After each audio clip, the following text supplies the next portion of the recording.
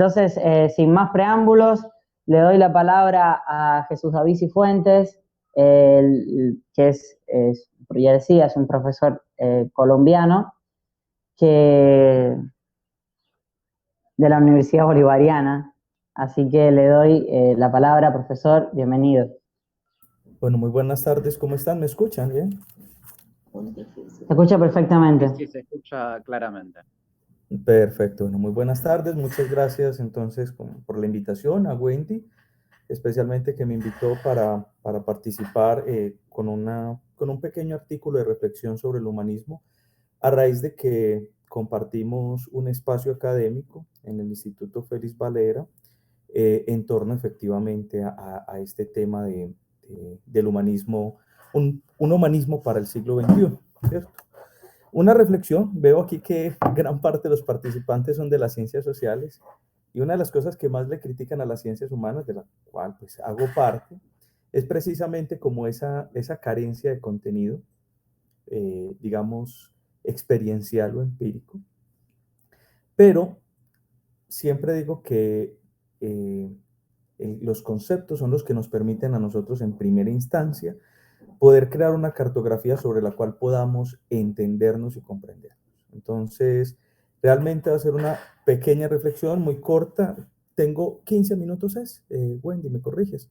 Para hacer, o Adrián, por favor, qué pena. Unos 15, unos 20 minutos aproximadamente. Súper, listo. Yo puedo compartir pantalla, no conozco esta aplicación, la verdad. Sí, se puede compartir pantalla perfectamente. Ahí debe tener la opción, si está conectado por Lacto, debe tener la opción al lado de la camarita, creo, de compartir pantalla o algo así. Súper. Perfecto. Sí, aquí puedo. Bueno, y me disculpo también por haberme conectado un poco tarde. Desconocí completamente que en Cuba es una hora después que acá en Colombia. Estaba completamente tranquilo y les pido mil disculpas. Fue un error de mi parte realmente no haber verificado pues como el uso horario en el que estábamos. Mil disculpas por eso. Bueno, arranquemos con una reflexión muy corta y sencilla frente a lo que sería este tema. En la filosofía, no sé si puedan ver estas imágenes, en la filosofía existen dos tipos de metáforas que quiero rescatar para que sepamos desde qué horizonte vamos a hablar de esta característica del humanismo. Estas dos metáforas nos son dadas por Platón en el mito de la caverna y por Max Weber en lo que sería la jaula de hierro.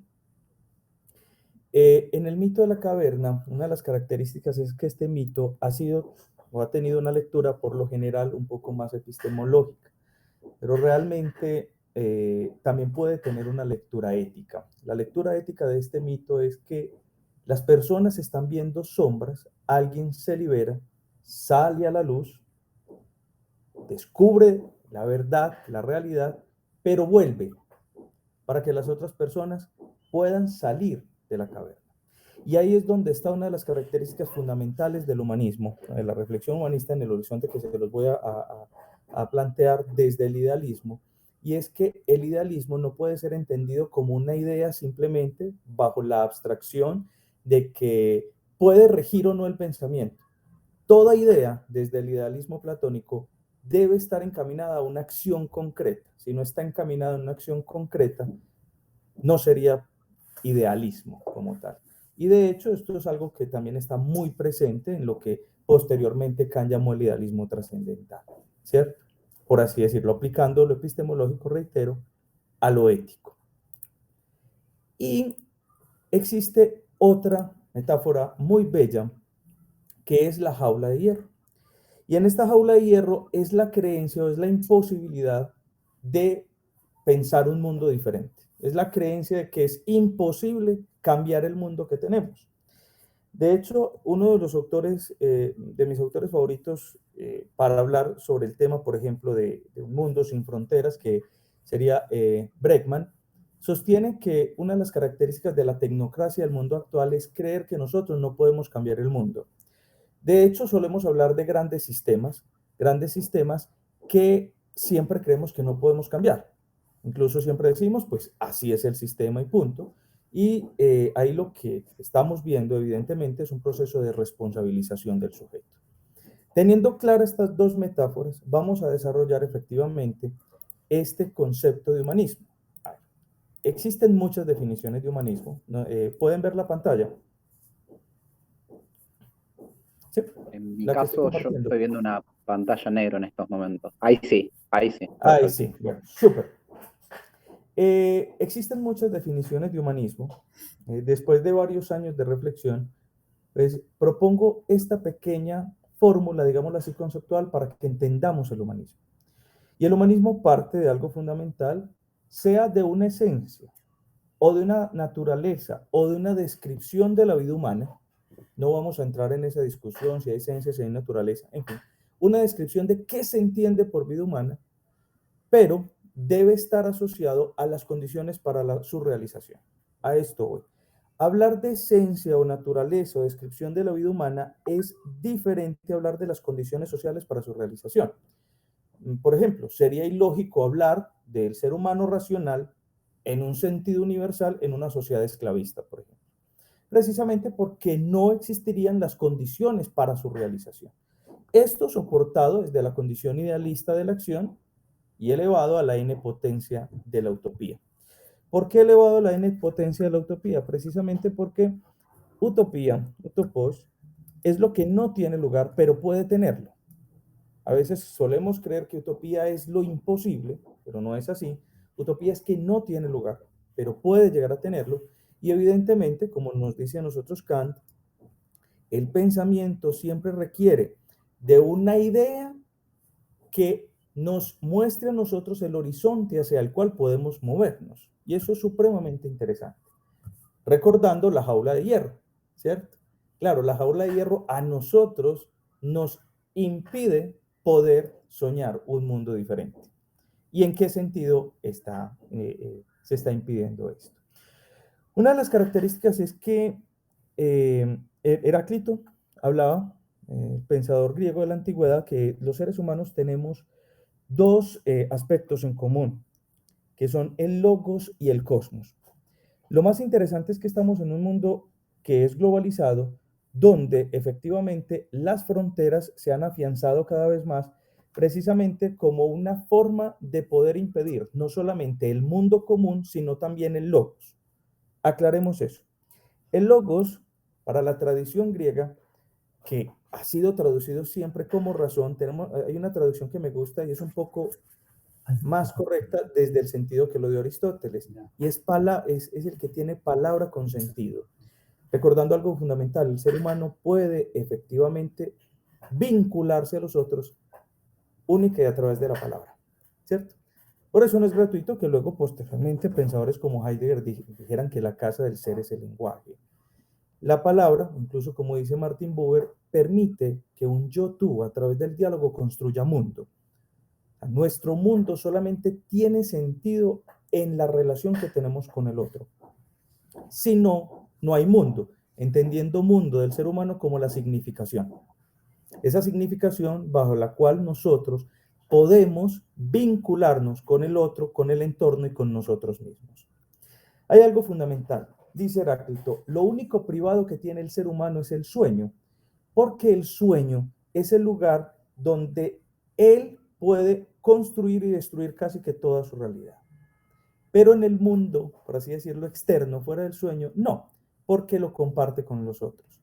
El pequeño problema es que en el mundo globalizado se globalizaron los productos, las mercancías, digamos la economía, pero no se ha globalizado, dice esto Bauman, la conciencia moral frente al otro.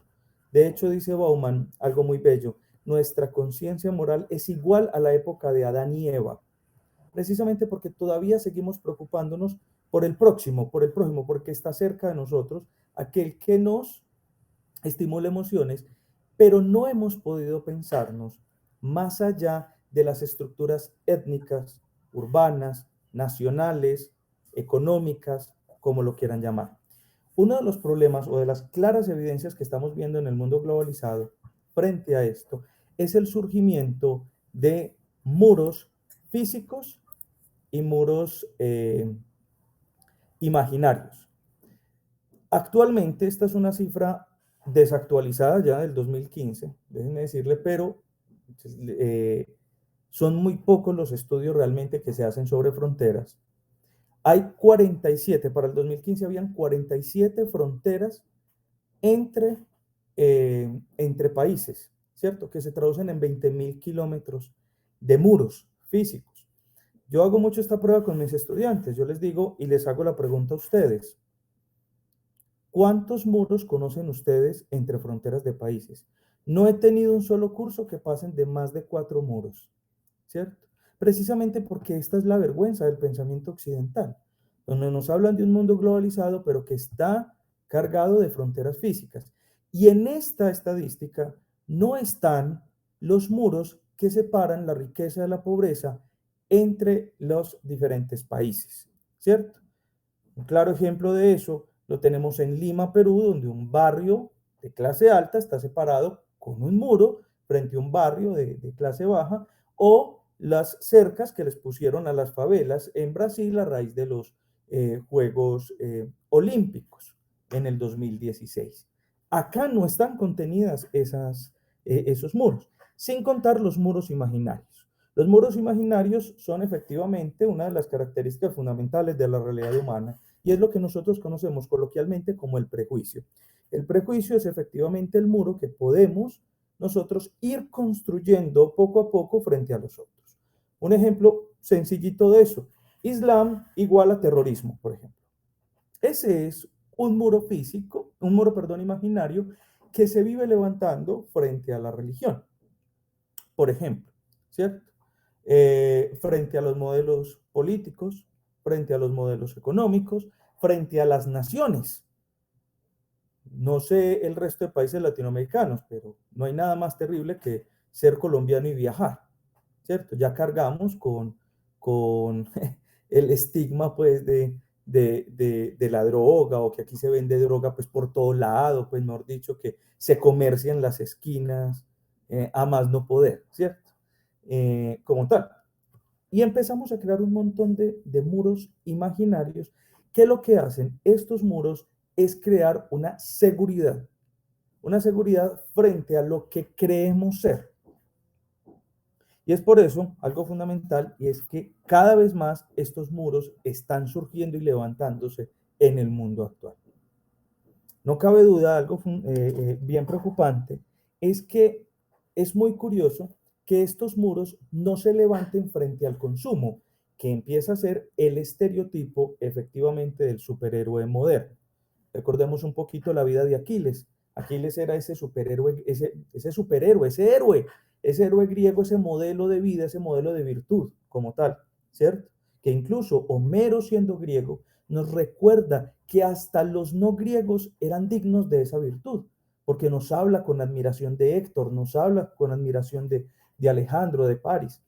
Hoy el héroe moderno está efectivamente en el consumo. Y ese es un estilo de vida que curiosamente sí rompe las fronteras y sí rompe las barreras, pero para quien puede acceder a él. Y aquí tenemos que traer uno de los datos más preocupantes y tristes del mundo actual. No podemos negar que efectivamente las fronteras hoy son la mayor, esta es una cita de Bregman, son la mayor causa de discriminación. Casi que tenemos que decir que hoy las nacionalidades se tejen o se empiezan a pensar como nuevos campos de concentración. Hemos creído que los campos de concentración o que el muro de Berlín, pues cayeron junto con la Segunda Guerra Mundial, el fin de la Segunda Guerra Mundial, y posteriormente con el fin de la Guerra Fría, pero realmente lo único que hemos hecho después de la Guerra Fría, después de la Guerra Mundial, es replicar estos campos de concentración y estos muros que siguen dividiendo a los seres humanos en el planeta Tierra, ¿cierto? ¿Por qué es fundamental empezar a pensar un humanismo en el siglo XXI que rompa las fronteras? Por algo bien interesante. Resulta y sucede que estos muros lo que han hecho es que en las diferentes fronteras se empiecen a crear discursos que configuran nuevas guerras de identidades.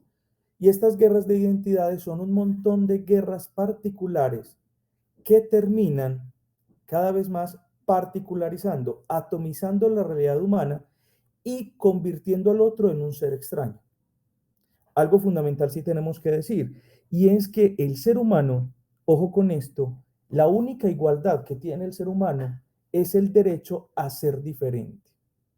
Pero el derecho a ser diferente no es un derecho a ser tratado de manera diferente. Son dos cosas totalmente distintas. ¿Cuál es el pequeño problema de todas estas guerras de identidad en estos muros reales imaginarios? Que al particularizar o reducir efectivamente nuestras convicciones de humanidad solamente a unos discursos particulares, lo que estamos generando es efectivamente una creciente masa de nuevos discursos de odio. Y esos nuevos discursos de odio efectivamente empiezan a surgir desde esas ópticas completamente, o esos discursos completamente privados. Vamos a llevarlo a un plano un poco más filosófico. Y estas son las tres características que puedo reflexionar sobre estos muros físicos imaginarios. En primer lugar, tomo una definición que Kant hace de los juicios analíticos. Si hay aquí un filósofo o alguien dedicado a la lógica, pues perfectamente me va a matar. Esto lo hago de manera un poco arbitraria.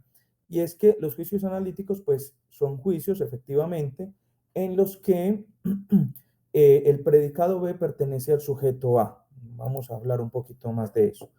Los juicios analíticos solamente explican lo que ya está contenido en el sujeto.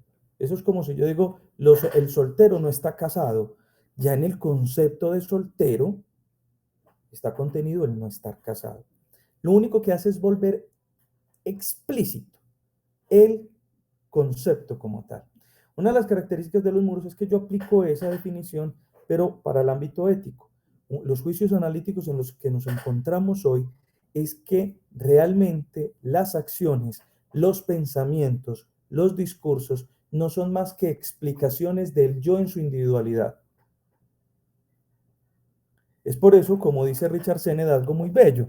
Hoy pensamos y creemos que las emociones, pensamientos y circunstancias particulares son el móvil o el punto de medida bajo el cual debemos pensar el mundo.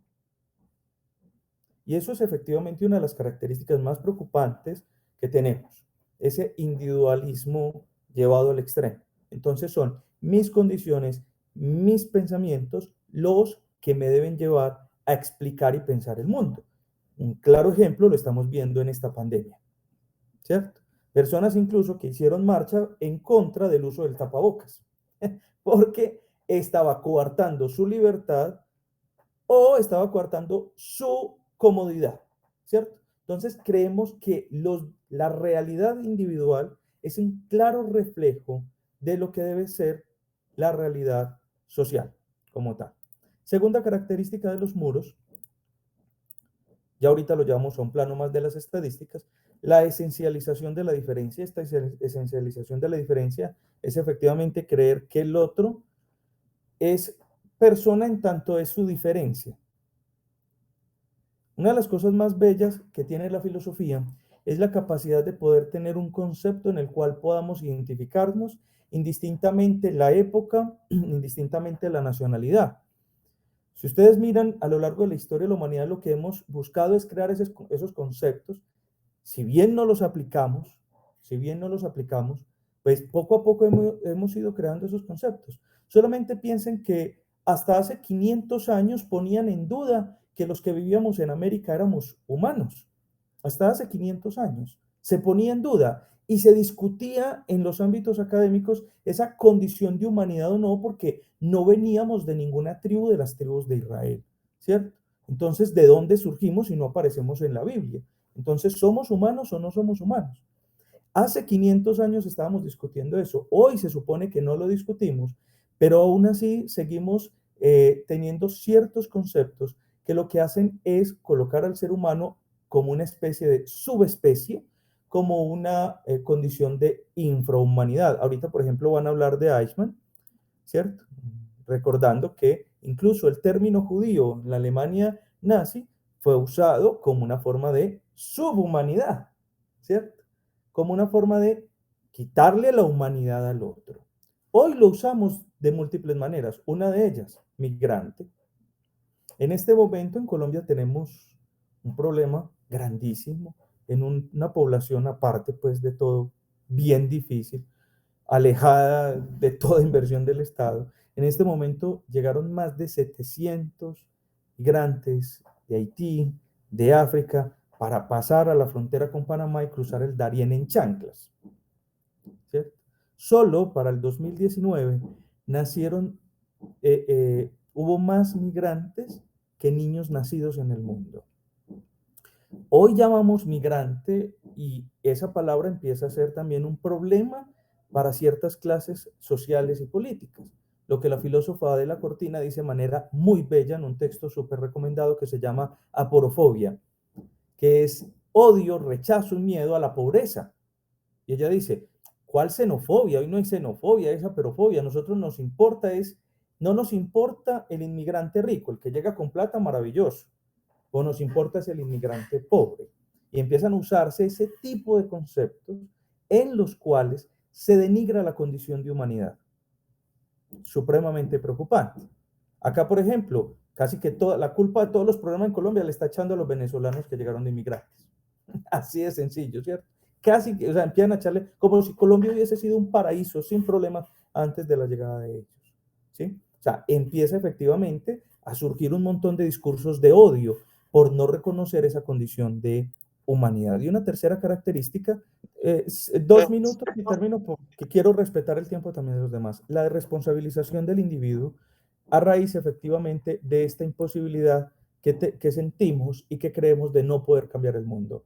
Miren, una de las características de responsabilidad del individuo está cuando voy a hacer una vuelta y me dicen el sistema no lo acepta, ¿cierto? Y ahí estamos reconociendo efectivamente unas creaciones que han superado al ser humano y de las cuales nosotros no nos hacemos cargo. El sistema económico, el sistema político, el capitalismo, lo que ustedes quieran como tal. Y esa es una de las características fundamentales de por qué creamos estos muros.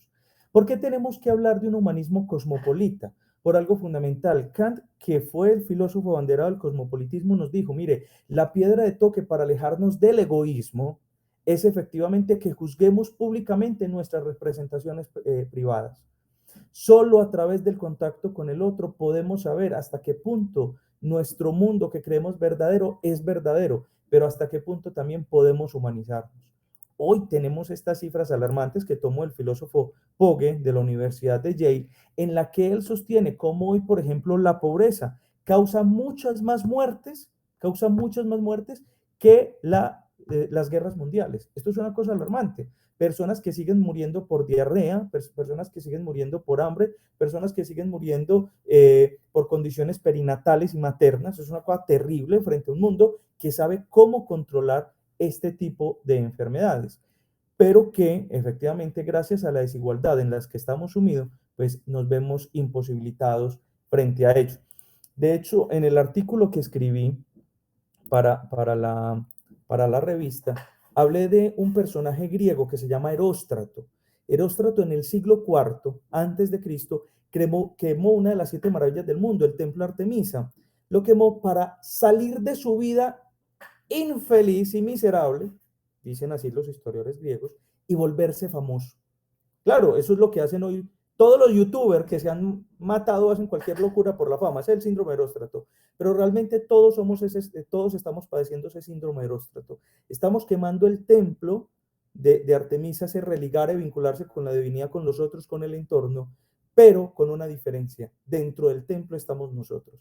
Estamos quemando esa realidad humana, estamos quemando ese planeta frente a ese consumo que está agotando el sistema, que está agotando a los otros y que nos está agotando a nosotros mismos.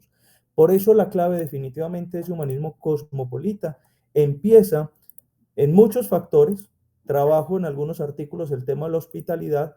Hoy simplemente quiero dejarles una reflexión muy bella, y es que la invitación está en que aprendamos a dialogar con el otro, porque el diálogo a través de la palabra, eso significa diálogo, es la posibilidad de crear puentes que nos permitan vincularnos al otro, y el diálogo es el único que puede destruir esos muros. pero la única forma que tenemos de dialogar es poder abrir en ese muro, sea imaginario físico, una ventana y ver en el otro un rostro humano y no una diferencia. Y ahí tendremos la posibilidad de poder empezar a construir un mundo diferente. Como posibilidad, ya les dije, ese idealismo que nos lleve a pensar un mundo mejor, pero transformado en una acción concreta, ¿cierto? Como tal. Bueno, dejo ahí, me disculpan si me pasé un minutico más, 1000 disculpas, y agradezco mucho pues su atención. No, para nada, Jesús David. Muchísimas gracias a ti. Todo perfecto. Muchísimas gracias.